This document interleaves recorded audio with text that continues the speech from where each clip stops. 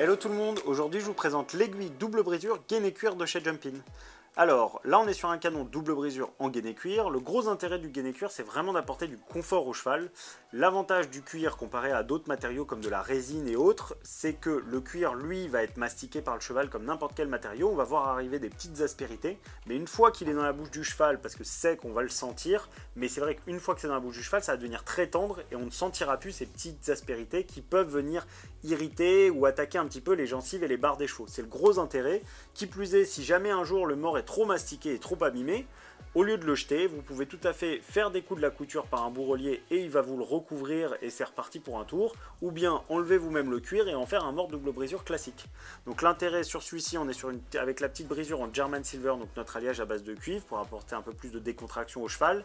La double brisure, le gros intérêt, c'est vraiment de venir soulager cette pression qu'on peut avoir dans le palais avec une simple brisure, parce que là on va avoir quelque chose de plus arqué et de plus ergonomique dans la bouche du cheval.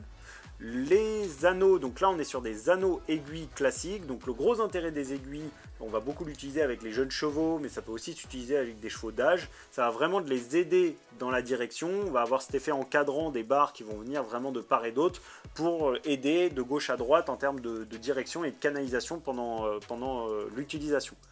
En termes d'entretien, donc c'est un mort gaine et cuir, donc celui-ci il faut bien qu'il soit rincé après chaque utilisation, bien le laisser sécher et une fois de temps en temps, dès que vous sentez que le cuir devient un peu trop raide et un peu trop rigide, passez un petit coup d'huile, une huile neutre, une huile végétale ou une huile de paraffine fera très bien l'affaire.